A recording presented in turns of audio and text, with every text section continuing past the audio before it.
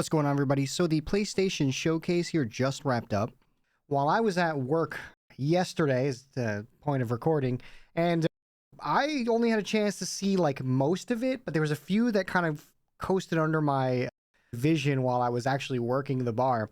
It was pretty dope that I had a chance to actually get to see some of it, and the ones that I did see had me like really jazzed up, and I had to come home and I had to like finish watching the whole thing. I just got finished watching it a second time, and this has to be one of the most imaginative and colorful showcases I have seen from Sony in a while. It was robust with all types of titles that I was both expecting to see more of and some completely brand new titles that I'm shocked to see is slated for the end of 2023 or sometime within 2023. To think that most of which was shown is coming out this year is kind of dope. Knowing that we are in the third year of the PS5 and to see so many titles now finally pumping out, both first-party titles as well as, I imagine, titles that would be multi-platform, it is now finally justifying my purchase of a PS5. And it's starting to finally look like we're in the next generation of games. So I'm going to give you a bit of a recap of my impressions of what I saw on the PlayStation Showcase, probably void of some of the games that I have seen enough of. But the ones that are fresh and new, I am going to give you the most of my impression possible to hopefully guide you to your future purchases and to see what I'm excited about or skeptical about, because there's definitely a few that I'm just like, you know what, I don't know if it's there yet, but we'll get into it right here. Let's go. All right, so the PlayStation Showcase started off with a bit of a false start, showing a CGI reveal trailer of FAIRGAME, which is expressing itself to be a competitive heist experience. I think I saw this announced at, around the Game Awards. And whereas it looks colorful, it's not showing me enough. It's got this really awesome hip trailer, and I think the trailer's dope, but there's really nothing to go on here, and I don't think there's been any gameplay available yet. But at the end of the trailer, it sends us down a rabbit hole of more information. So I'm certainly not gonna rule this one out of being a good game, but I'd certainly like to see some gameplay going forward. And if I'm not mistaken, knowing that this is a multiplayer game, there's a good chance this is going to be a cross-platform experience. So I kind of just ruled this out as being a false start for the PlayStation Showcase. So after the FAIRGAME trailer, Jim Ryan finally comes out, and this is where the start of the trailer really kind of sinks into me, talking about the life cycle of the PS5. And, you know, I have been someone who has said for a while now that the PS5 was still in its infantile stage, and it wasn't going to be until 2023 where we really start to see the generation begin to take off. And you know what? He certainly confirms it as he begins to set up for the next games going forward. And the first game in the showcase that I was not expecting in the slightest, but one that I was actually really excited to see come back.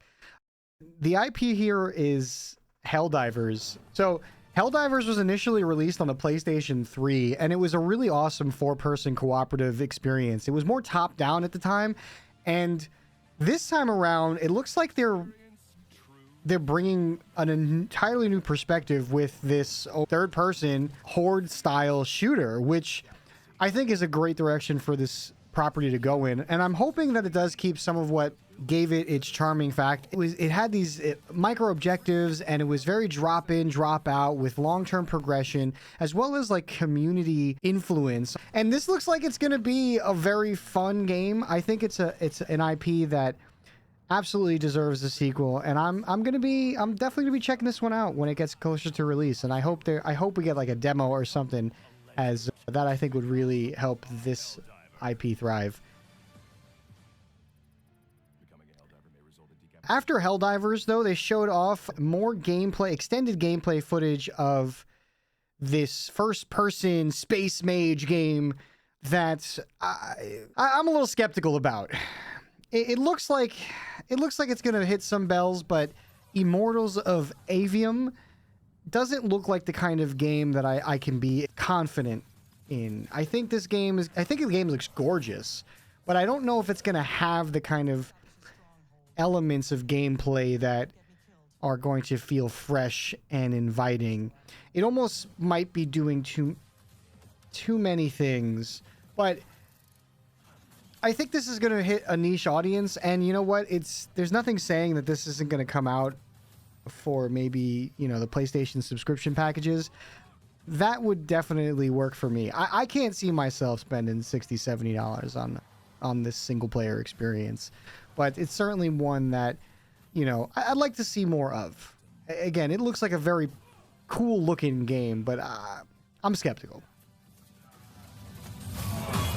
Rosharnians haven't had enough yet? We haven't given them enough yet.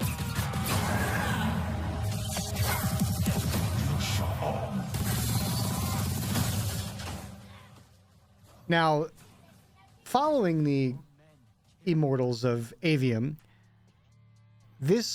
I have such an appeal for the cyberpunk futuristic aesthetic that, you know, watching this particular cutscene had me like jazzed up. But I also identified this character a little bit quickly before the title splash was revealed. And once I saw the gameplay here, I knew exactly that this was going to be a sequel to Ghost Runner. And I got to tell you, I'm really happy to see this game get a sequel. This was one of my favorite short run games, but I did play this game on PC. And it is dope to see that this game being shown off on the PS5. And I think for anybody who played this game on the PS4 will likely be happy to see this game come out on the PS5. Now, I kind of expect this game to also be released on the PC, and I would like to see going forward a comparison of performance from the console to the PC, as that is a fast-paced first-person Genji simulator, and I found it to be a really awesome aim trainer on the PC, and I'm more than likely going to lean towards getting that game on the PC over the PS5. But if it is a PS5 exclusive, I might just get it on the PS5 anyway, because I think that game is dope, and I expect it to continue being dope going forward. Following the Ghost Runner trailer, we see this brand new IP come out, which has an awesome aesthetic to it. This dark, sword-wielding fantasy has definitely got my name all over it. This is hitting all the bells of like Sekiro or Ghost of Tsushima, as well as the new one that came out recently that I still haven't played, Wolong Fallen Dynasty. And this game looks like it's going to be flashy, fun, and this is exactly the kind of game that I love playing on console, especially one that I'm looking forward to playing on the PS5. If this game is going to have the robust elements of a Souls-Light, maybe, or I don't even care, because this game looks like it's going to be a trip. Now, it does look like the gameplay here is mostly like scripted and maybe not complete, so I do want to reserve most of my hype here, but the cutscenes and some of the scripted encounters do look like something that's going to keep me engaged for a while. I can only hope that this game is polished in the end and is not like too stiff. Some of these games have a tendency of being stiff or just janky around the edges, but I gotta tell you, it is showing off a ton of really awesome looking things that I would love to get my hands on. Phantom Blade Zero is a really cool name, a name that certainly piques my interest, but it doesn't have a release date anytime soon, so I don't expect that one's going to be released in 2023. So I'm going to put that on the back burner and forget about it until we get closer to its probably second or even third announcement trailer. Now, the following game, called Sword of the Sea, I love this studio, man. They had such an amazing game. I played their game Journey. I didn't play Abzul, but you know, they have an aesthetic that is just absolutely robust in imagination. It certainly, like when I played Journey back in the day, it filled me with wonder and awe, and that sand and this, it just instantly brings me back to that experience. And I know that everything that they produce is going to be filled with that same kind of imagination. It's probably going to have an amazing score, and it's going to be a visually impressive game. And seeing this trailer right here, which, I mean, It just looks dope that he's riding this sword like a skateboard, and there's sand half pipes. I find myself, this one looks like an easy cop. I can't imagine this game's gonna be more than $20-$30, and I'm gonna get it just because I think it's gonna be a really awesome playthrough.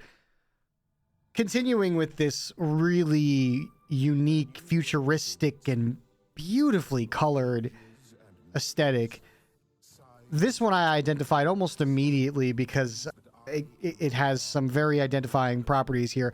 Talos Principle is not a game that I played in the past, but one that I knew had, again, a very pretty aesthetic.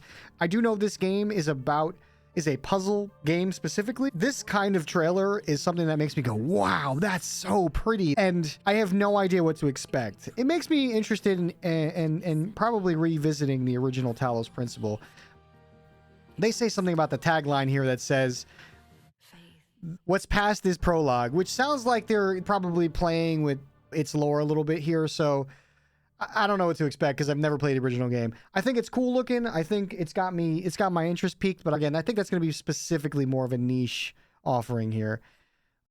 There was a couple of really pretty games, such as Neva here, which just has a beautiful art style. And again, these are more announcement trailers that I think I just find myself very interested and intrigued, but another niche offering, and one that I'm going to keep my eye on and probably watch some gameplay of, but I don't find myself driven to going, oh, I can't wait to buy this one. Versus the following game, Cat Quest, which the Pirates of the Caribbean, I got to tell you, this one kind of made me chuckle a little bit. I looked at this and went, this is adorable. I think I need to play this one. This game actually surprisingly really impressive looking. It's got this awesome art style, and it looks like it's really fun RPG combat that I may not tell people I'm actually going to play on the side here.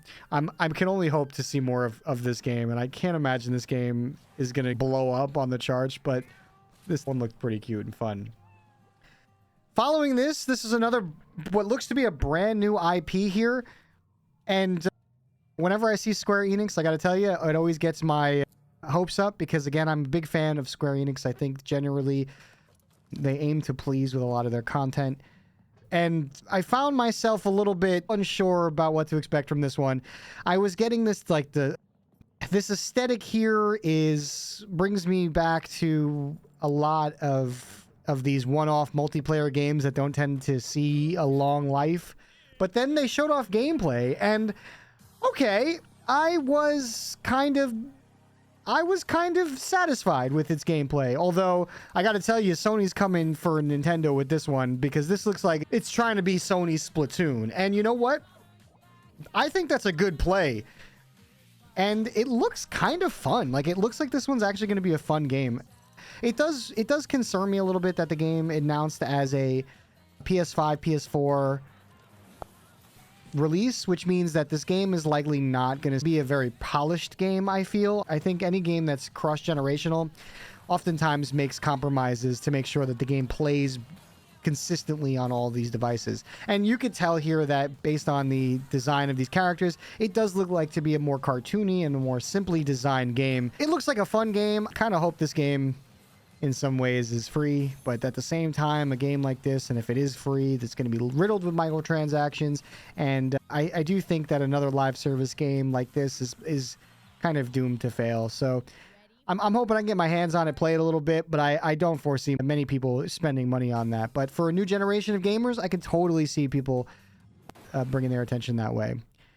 Following that was another really awesome looking, just has a beautiful aesthetic. This is a gorgeous looking game. I love cartoony. I love games that play with perspective and games that have like a hand-drawn art style that it has such a nostalgic appeal to it that I got to tell you, I think this one's going to be good for like any fan of old school Zelda games as well as like Little Big Planet and just any kind of like traditional looking RPGs, and I think they really sell. I think they do well. I expect this game to actually be a big one that's gonna surprise a lot of people. Surprises and attractively furnished accommodation. Our heroes must battle Humgrump across the two realms if they are to save their beloved land from his diabolical designs. Off the page and into adventure. Following game, Teardown. This one was a little... I didn't know what to expect when I was looking at this. I'm like, is this a Minecraft game? Is this like Legos? What am I looking at here? And it never really went anywhere more than what usually is my imagination when people talk about their Minecraft creations, which I think they finally made the Minecraft game for me. This is Minecraft, but it's only destruction. And I really don't know why this game exists. Except for like, hey, look what we did with these pixel voxels. We made stuff so you could break it. Cool. I'm gonna break it. Like, I'm gonna do that. I want to do that. I don't know why I'm doing that. This is a weird one, man. But it's like, I guess an impressive use of the engine that is built there. Is this? It looks like it's gonna be just cool. I don't know. I don't know who this one is for. And I don't know if this one is like really gonna do it for many people. Like, this is, yeah, it's cool looking. It just went nowhere. It's just, I don't know. I don't know what to expect from this one. I wouldn't expect much from this. Listen, the rumors have been going around for so many years. Okay. I didn't believe it. I thought maybe it was a gag. I didn't know how to take this one. At first, this trailer opens up and I'm like, all right, cool, you know, like, I don't know what this is. Nothing really stood out as familiar, you know, like it's, and man, there's two types of people. There's the fans who are relieved to know that this IP is finally seeing some love again. And then those who are going to be skeptical because it's just another constant cash grab from their company. But when this camera zooms in through the trees and you see this silhouette and then you see this man followed by one of the coolest fucking songs in the franchise, let alone in gaming, period.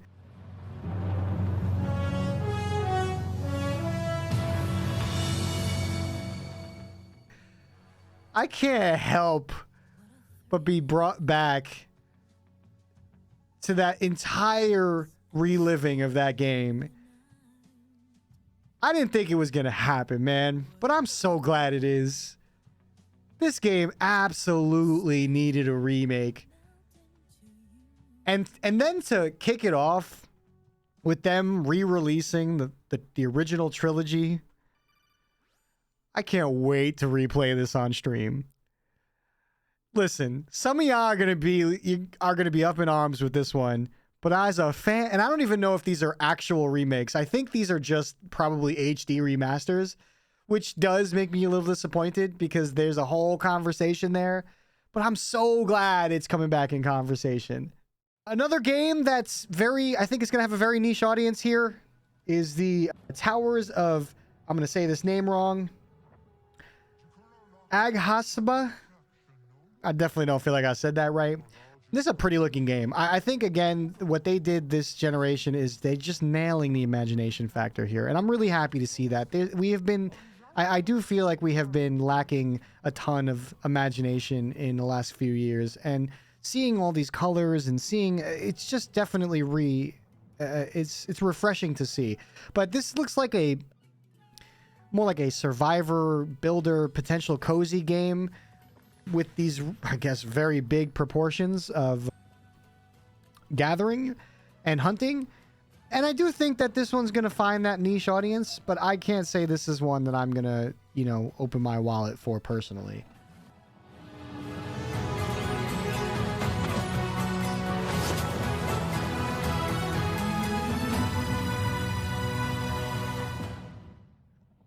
And obviously, following that trailer, we got another look at Final Fantasy 16, which, again, one that has already got my money.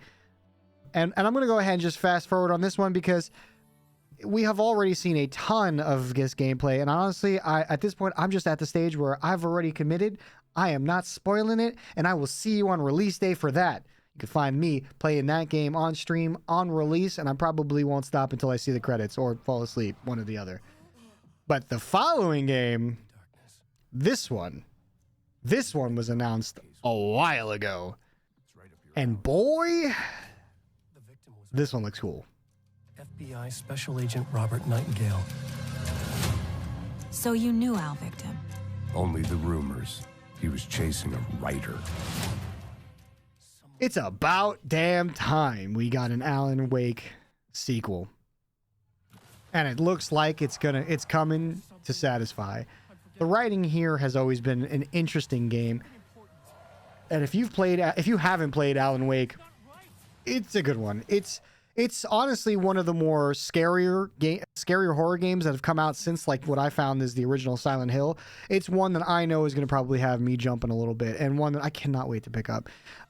I doubt that this one's going to see a exclusive release on the PlayStation 5, but one that I know, you know what, I'm just glad everybody gets to play this one. So definitely get it on your preferred platform. It's a great game.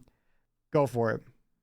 I'm not going to go ahead and talk about the Assassin's Creed Mirage because, again, Ubisoft as well as Capcom titles like Street Fighter, I'm just going to go ahead and pass them over. We know they're coming. I'm not excited about them. And genuinely, I would prefer if these showcases just keeping those titles strict to those companies. They usually do an Ubi play. We'll probably see more of this. And we've already seen enough of Street Fighter. Between the two, we have Revenant Hill, which is another indie game that didn't really show much, so there's really not much to talk about. Again, very endearing art style. I think it's going to be a charming one, but I can't really speak much more for it. This looks like another competitor for the best cat game of the year, I guess, except in 2D. I think this game is going to have some novelty to it, and if you like indie games with interesting storytelling and fun art styles, I think this one is going to pique some interest. Following that, we have the Grand Blue Fantasy Relink, which definitely looks awesome. Like, I can't tell if this game is going to be a cooperative experience, because I did see that there looks like there's a couple of characters on fighting in some of these fights. And the fights look awesome. I'm kind of hoping this is going to be a cooperative experience, but if it is a single player game, I do hope that it has a robust storytelling, and this game is really going to depend on its deep progression elements and gameplay elements, because as much as like I don't know much more about Grand Blue Fantasy, but I do know that it's got a pretty good following, and there's a ton of Grand Blue games out there. So I do think that this one has the potential to be a very good, but we'll have to see more when it comes out later this year.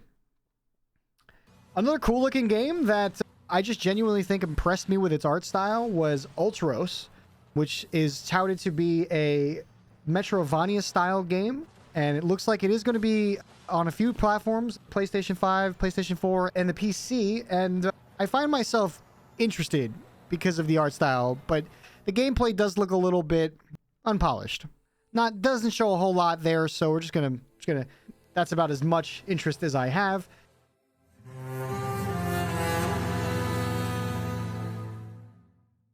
I will say, although Capcom could probably announce this on their own platform, and this is again going to be another cross-platform experience, Dragon's Dogma 2 looks pretty cool. That was a nice showing. I know Dragon's Dogma has a pretty passionate following of the original. I never found myself really attached to the original Dragon's Dogma, but this one looks gorgeous. Like, it looks like it's going to make use of the next generation hardware. But I'm not going to go much more into that right now either.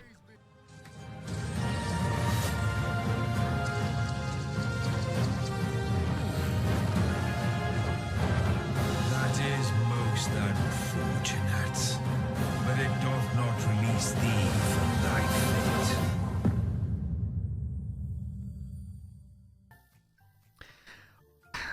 Five Nights at Freddy's. Anyone? Bueller? Not me. It's really not my bag. With the selection of VR2 games coming out, PlayStation VR2 games coming out, I'm sure for like the 10 people out there who actually have a VR, I'm sure this is going to be one of those games that are going to be very interesting to play. I'm going to go ahead and like skip over the VR games because one, I don't have the VR.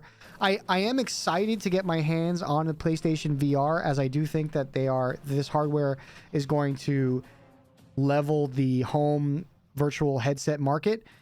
But it hasn't taken off yet, and it is still the price of the console. So I don't suspect that the VR is really going to take shape until next year, but these are some really cool offerings, and some of these VR games do look pretty polished. Not me basically saying, ooh, I get to play Beat Saber on another platform. Yeah, I'm just going to play Beat Saber on another platform. Okay, this one, after the VR showcase, and luckily it wasn't a lot, I didn't know how to feel about this one, man. This one's kind of, this got me hyped, but I think for the wrong reasons. Knowing that this is just a teaser trailer, really, a reveal trailer, which, dope looking. Like, I love this. Again, cyberpunk aesthetic, futuristic aesthetic. You have my attention. Bungie? Wait a second. Man, I was not... Marathon, that's cool, man. That's just really cool. You know, there's some history here, and I have no idea what to expect from this game, but I hope it's great. And of course, there's skepticism behind Bungie, behind the idea of another shooter game, space shooter game. I don't know what to expect, but this trailer was dope. I need more. I need more, and you know what? They sent you down a rabbit hole of more information. I know what I'm doing later. But we're going to move on from that. Following the Bungie Marathon reveal... I don't even know where to begin.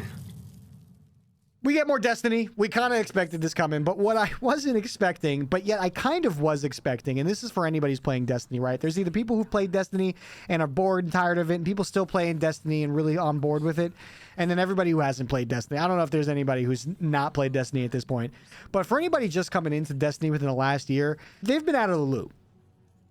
In the last year, we've been speculating that they were going to do this, and they did. Yeah, me too, kiddo. But hey. Our boy Cade is back, and I gotta tell you, I'm fucking happy he is. And even better, knowing that Nathan is reprising his role is probably the best part about it. Obviously, Destiny still have a ton of issues, but I you know what? They got me again. I need more. But we're not going to know more about that until way later in the year. So, you know, it's again, I'm going to reserve my hype for that one. And I might, you know, it's going to cause me to log back in. I already paid for the year up front, so I'm probably going to log in during these times because you know what? I'm still kind of invested with the Destiny story, as disjointed and, you know, inconsistent as it is. I still want it. You know, I don't want to be fully out of the loop.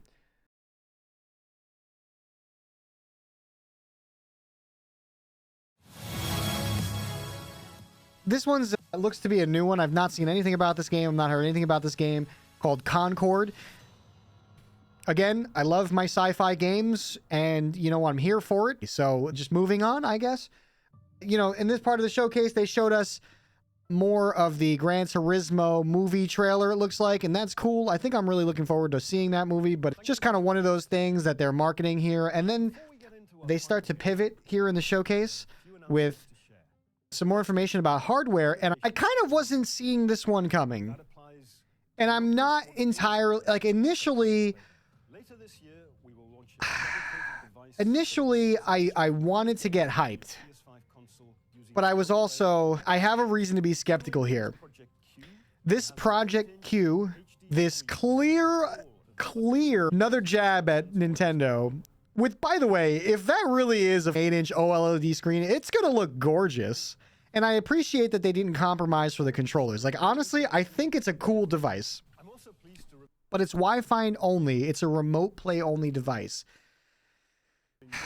That's going to hurt. The earbuds, I don't care about the earbuds. Yeah, okay, fine. Maybe I'll buy them. I don't know. They look cool, but I don't know. I don't know how to feel about this. Price point is going to make a huge difference here.